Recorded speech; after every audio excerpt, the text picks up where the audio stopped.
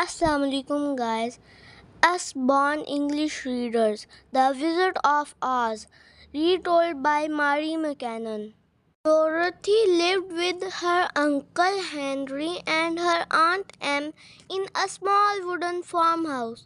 From the house, Dorothy couldn't see another house or a hill or a tree, but only the prairie, the wide open grassland in the middle of America. Uncle Henry was a farmer. He worked all day and he hardly ever spoke.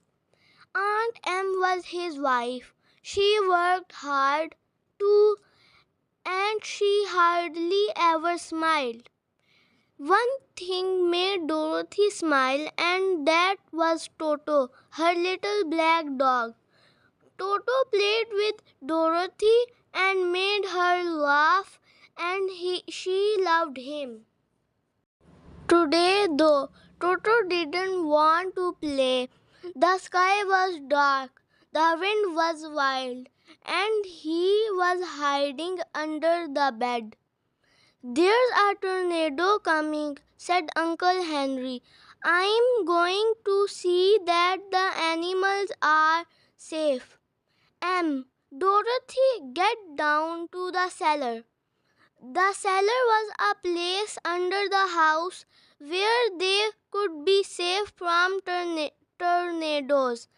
Those terrible prairie storms could smash a house to pieces. Aunt Em climbed down, and Dorothy had just caught Toto when the house shook and she fell on the floor. Then the wind lifted the whole house into the air. Dorothy was frightened, very frightened, but the house stayed up in the air. It was moving quite gently like a boat. Dorothy lay down on her little bed, and Toto lay down beside her. Soon they were asleep.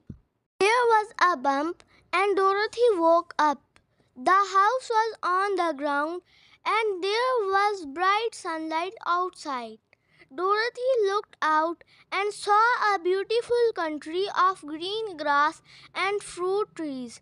Then she saw four strange people.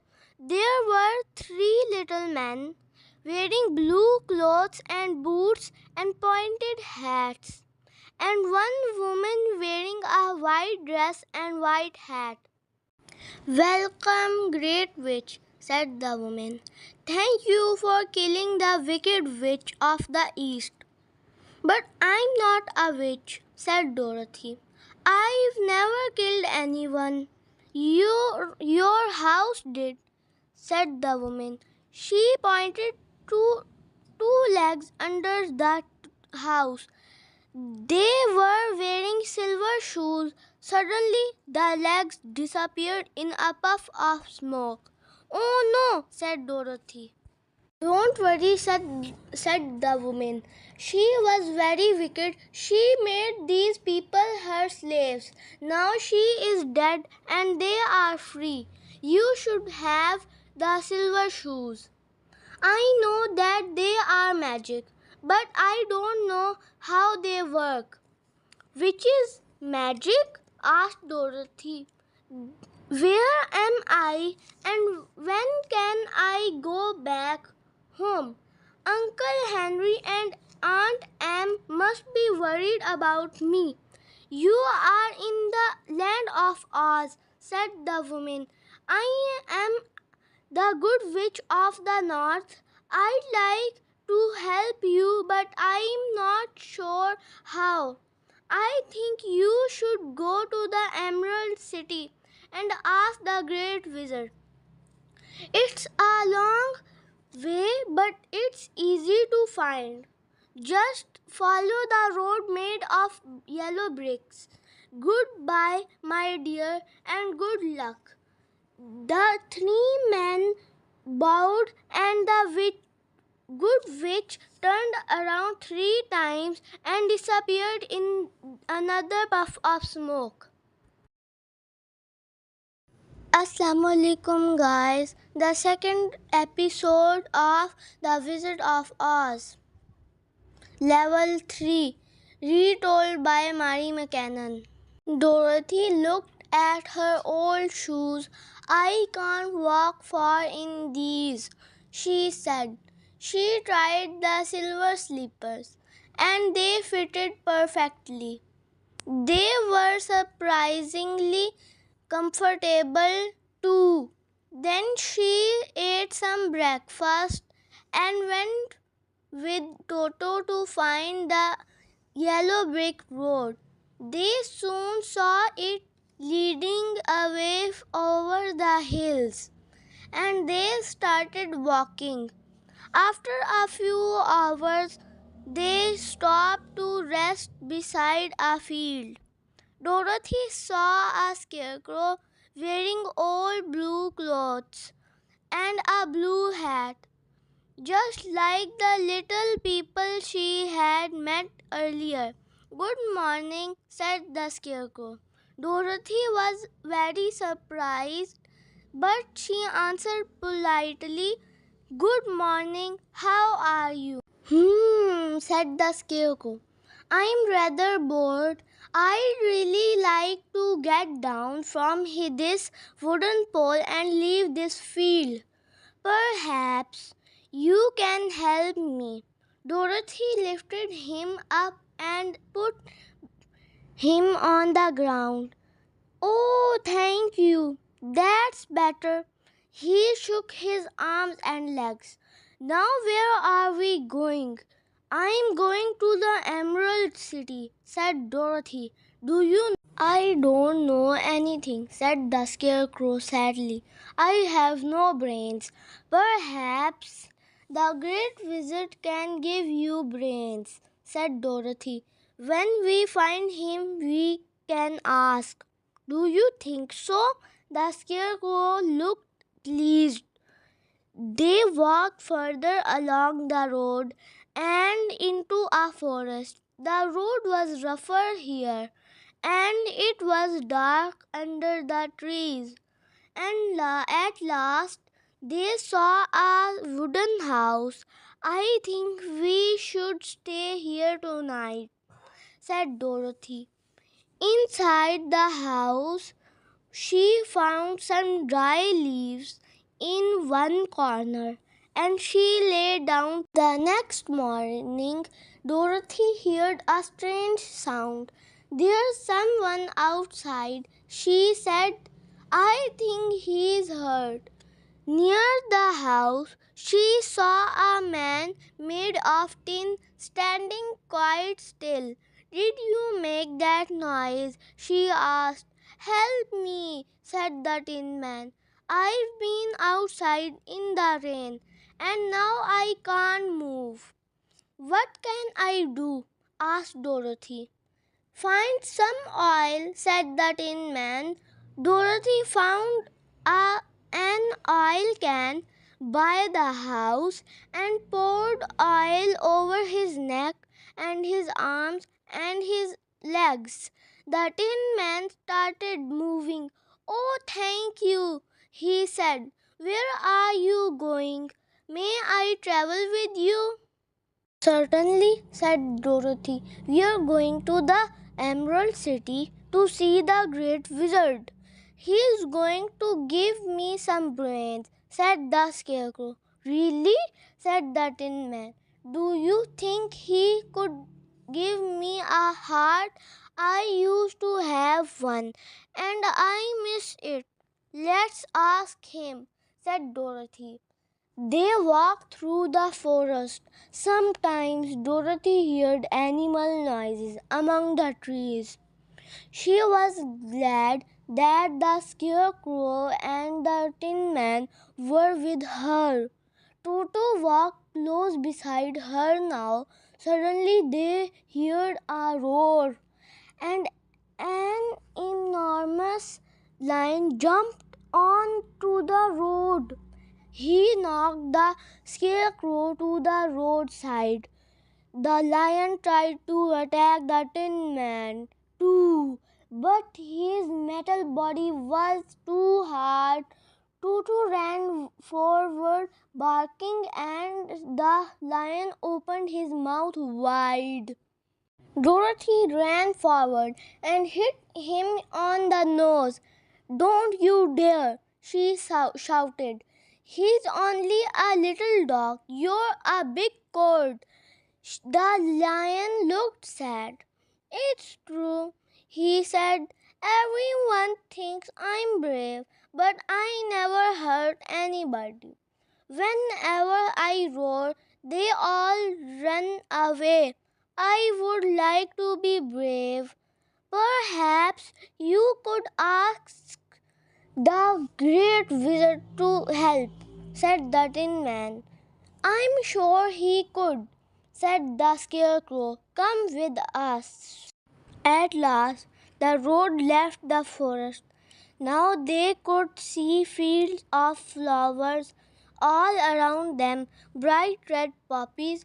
"They're beautiful," said Dorothy, "and they smell wonderful." She sat down and closed her eyes. Toto lay down beside her, and the lion yawned. "Something's wrong," said the Scarecrow. "The poppies are making them sleep." "But you're all right," said the Tin Man. "And so am I, because we can't smell anything. Let's carry Dorothy and Toto to somewhere safe. Lion, you must run as fast as you can before you fall asleep, too." They carried Dorothy and Toto far away from the poppy fields. Soon the lion felt more awake and much better. "Wake up, Dorothy," said the Scarecrow. "Look!" Dorothy opened her eyes. "That must be the Emerald City," she said. The city had a high wall around it. Its gates were covered in shining emeralds. As they arrived, the gates opened and they walked into a high room. There was a little man wearing green clothes. He had a box full of green glasses. "Welcome to our city," he said. "You must wear these glasses, or the emerald light will hurt your eyes." Even Toto had to wear some. "What would you like to do now?" the man asked. "We've come to see the great wizard," said Dorothy. The little man was so surprised that he almost fell over. "That's impossible," he said. "The great wizard never sees strangers. I've never seen him myself. I've only heard his voice." "Please ask him," said Dorothy. "It's important." The friends followed the little man through the city. They saw a green everywhere. Grand green houses, green trees, and green flowers. Green people walked in the streets under a green sky. Dorothy thought they looked happy. They reached an enormous palace, and the little man went inside. Finally, he came back. "You're very lucky. The great wizard will see you," he said. "You must go in one at a Assalamu alaikum, guys. Episode 3, The Wizard of Oz, Level 3, retold by Mari McCannon. Dorothy picked up Toto and went into a huge hall. At one end was a throne, and on the throne was a giant green head without a body. "I'm the great wizard," said the head. It had quite a normal voice. "What do you want from me?" "Please," said Dorothy. "I want to go home to Uncle Henry and Aunt Em." What shall I do?" "You must kill the wicked witch of the West," said the head. "I can't do that," said Dorothy. "It's the only way," said the head. "Now go." Dorothy came out and told her friends. They felt very sorry for her, but they couldn't think how to help. "It's your turn now, Scarecrow," said Dorothy. On the throne was a beautiful lady with an emerald crown. "I'm the great wizard," said the lady. "What do you want from me?" I would like some brains," said the Scarecrow. "Well then, you must kill the wicked witch of the West," said the lady. "But that's what you told Dorothy." I don't mind who kills her," said the lady. "But until she is dead, I can't help you." The Scarecrow went out and told his friends. "That's rather cruel," said the Tin Man. "Perhaps the wizard doesn't have a heart either." He went into the hall next. He saw a monster on the throne with 5 eyes and 5 arms and 5 legs. "I'm the great wizard," said the monster. "What do you want from me?" "I'd like a loving heart," said the Tin Man. "Well then, you must help Dorothy and the Scarecrow to kill the wicked witch of the West," said the monster. Finally, it was the lion's turn. "I'm not afraid of monsters," he said. But instead of a monster, he saw a ball of green fire. "You want me to make you brave?" asked a voice from the fire. "Then first you must kill the wicked witch of the West." Slowly, the 4 friends left the palace. "What shall we do now?" asked Dorothy. "I suppose we should try to find the witch at least," said the Scarecrow. They went back to the city gates, and the little man took their green glasses. "Which road will take us to the wicked witch of the West?" asked Dorothy. "There is no road," said the man. "Walk towards the evening sun. She'll know that you are coming." The friends walked through fields of soft grass, then over hills where the grass was rougher. There were no trees, no farms or houses at night. Dorothy and Toto and the lion lay down on the grass to sleep, and the Scarecrow and watched. Someone else was watching too. The wicked witch of the west only had one eye, but she could see a long way with that eye. She was angry to find strangers in her country. Slaves! She shouted. Some strange little people came in wearing yellow clothes. Slaves!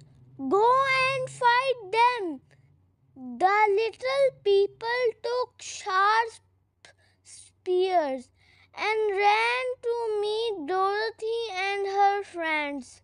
First, the Scarecrow and the Tin Man stood in front of the others. The little people threw their spears, but they couldn't hurt them. The lion roared, and the little people ran away. Fools, said the witch. She put on a golden cap and said a magic spell. A crowd of flying monkeys filled the air. Bring me the four strangers, said the witch. Wait, I don't need the Scarecrow and the Tin Man. Just bring me the lion and the little girl.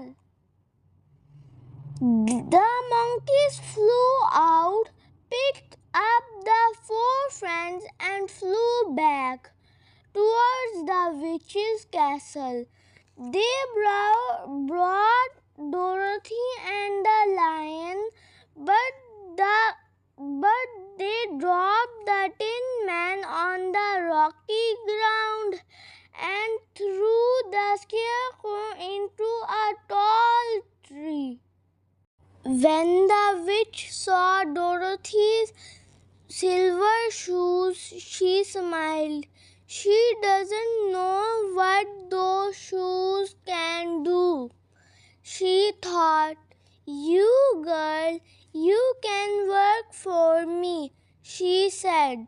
Fill that bucket and start washing the floor. Lion, you can pull my carriage when I go out. I'm not a horse, said the lion. I will never pull your carriage. You'll have no food until you do, said the witch. Do you want to die like your friends? You're horrible, said Dorothy. She threw a bucket of water at the witch. Help! Screamed the witch. Stupid girl, water is the worst thing for me. I'm melting. She became smaller and smaller until only her clothes and the golden cap were left in a pool of water. You've killed her. The little people cheered. We're free! We're free! I'm glad about that, said Dorothy. I just wish the Scarecrow and the Tin Man could be here. Can we help? Asked the little people. They fetched the broken pieces of the Tin Man and carefully repaired him. Then they cut down the tree where the Scarecrow had fallen and lifted him out. The four friends were together again. Now we must go back to the Emerald city and ask the wizard to help us, said Dorothy. But how can we find it from here? Try using the golden cap, said the little people. Read the spell inside it, and the monkeys will do whatever you want. The magic will work 3 times, Dorothy said.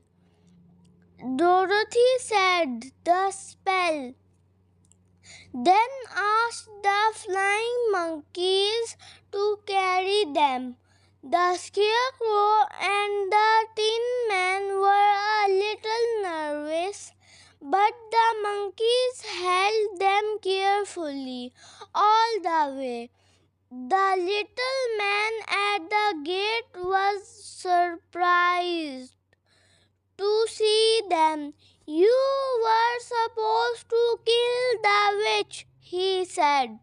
We did, said Dorothy. We melted her. So now we really have to see the witch. They went straight to the palace and into the green hall, but there was nobody on the throne. Where is the wizard? Asked Dorothy. I'm the great wizard, said a voice high above them. What do you want from me? We did what you asked, said Dorothy. Now you have to keep your promises. Oh, said the voice, I don't think I can. The lion roared angrily. Toto was so surprised that he jumped and knocked over a wooden screen in the corner. He was even more surprised to see an old man behind the screen. Assalamu alaikum, guys. The last episode of The Wizard of Oz, Level 3, retold by Mary McCannon. Who are you? Asked the Tin Man. I'm the Great Wizard, the old man said in a normal voice. But what about the giant head? Said Dorothy. The beautiful lady, said the Scarecrow. The monster, the ball of fire. They were all tricks, said the old man. He took them to a small room and showed them some shapes made of paper and cloth. I pull ropes to make them move, and I can change my voice so that it seems to come from somewhere else. You're not a wizard at all, asked Dorothy. Oh no, my dear, I'm a balloonist. One day I was in my balloon and the ropes got stuck, so I couldn't let the hot air out. I floated in the sky for 2 days until I came down in this strange country. Everyone thought I was a wizard because I had come from the sky. They built this city for me, and I made them wear green glasses so that it looked more interesting. Then I heard about the 4 witches. I didn't mind the good witches, but I was afraid of the 2 wicked ones. When I heard that you had killed the wicked witch, of the east, I decided to send you to the other one. I promised you anything you wanted, but I can't do anything about it now. Then you're a very bad man, said Dorothy. Oh no, said the balloonist. I'm a good man, but I'm afraid I'm a very bad wizard. So you can't give me brains, asked the Scarecrow, or a heart, asked the Tin Man, or make me brave, asked the Lion. I think you are wise and kind and brave already, said the balloonist. But if you like, he took a box of pins and made a little space in the top of the Scarecrow's head. Then he dropped the pins in, closed the top of the head, and put the Scarecrow's head back on. How do you feel now? He asked. Very wise indeed, said the Scarecrow. Thank you. The balloonist picked up a small heart-shaped cushion. This is for you, he told the Tin Man. May I cut a hole in your body? It won't hurt. He cut a small hole, put the cushion inside, and closed the hole again. How do you feel now? He asked. I feel so many things I never felt before, said the Tin Man. Thank you. The balloonist took a small bottle and gave it to the lion. Drink this, he said. Ah, it tastes like fire, said the lion.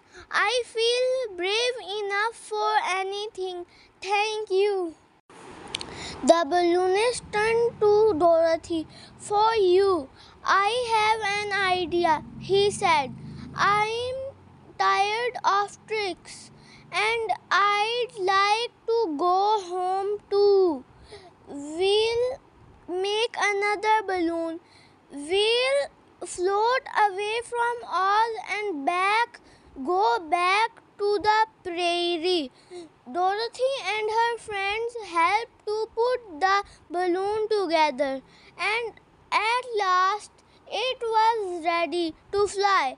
A huge crowd came to say goodbye to them. Dorothy hugged her friends, picked up Toto, and climbed into the balloon basket. Suddenly, Toto saw a cat in the crowd, and he jumped out. Come back, shouted Dorothy. But Toto was busy chasing the cat.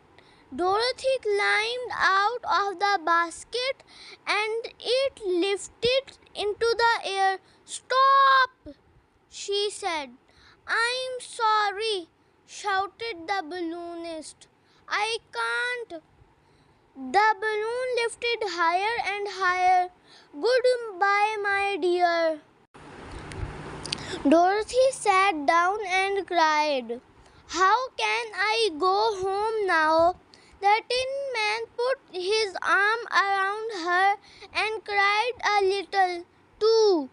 Why don't you ask the flying monkeys? Said the Scarecrow, using his new brains. That's a good idea, said Dorothy.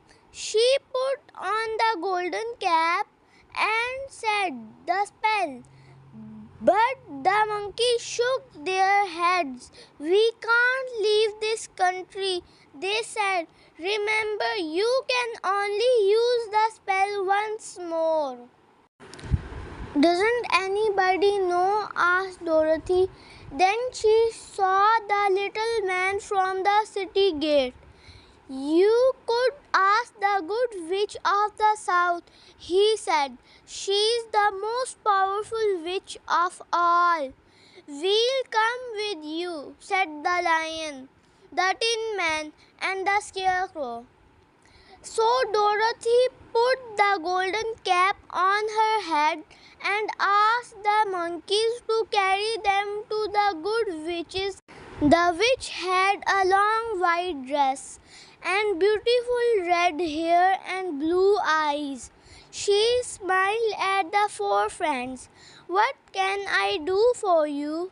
"Please," whispered Dorothy, "help me to go home." "I think I can do that," said the witch. "Will you give me the golden cap?"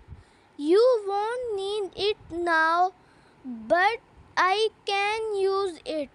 Then she turned to the Scarecrow. "What will you do when Dorothy has gone?" The Scarecrow smiled shyly. "The people of the Emerald City have asked me to be their king," he said. "And a very wise king you will be," said the witch. "I shall ask the monkeys to take you back there." She turned to the Tin Man. "And what will you do?" The Tin Man smiled too. "I like to go back to the little people of the West who repaired me so well," he said. "They will be good friends to you," said the witch. "I shall ask the monkeys to take you. And you, Lion, I'd like to go back to the forest to be king of the animals," said the Lion. "You'll be the bravest king they've ever had," said the witch. "I shall ask the monkeys one last time. Now, Dorothy, just tap your silver shoes together 3 times and tell them where you want to go." "Oh," said Dorothy, "why didn't I try that at the beginning? But then I would still be in a field with no brains," said the Scarecrow, "and I would be stuck in a forest with no heart," said the Tin Man. "And I wouldn't be brave and I wouldn't be king of the animals," said the Lion. "That's true," said Dorothy. "I'm glad that you all have what you wanted, and I'm glad that you have been my friends. I'll miss you." She hugged them all and thanked the good witch. Then she picked up Toto, closed her eyes, tapped the shoes together and said, "Take me home to Aunt Em." She fell with a bump on the long grass of the prairie. She could see a new wooden farmhouse, and beside it was someone who she knew very well. "Aunt Em!" cried Dorothy, running towards her. Aunt Em put her arms around her. "Dear child, where in the world have you been?" "In the land of Oz," said Dorothy. "And so has Toto. But oh, Aunt Em, there's no place like home." Allah Hafiz.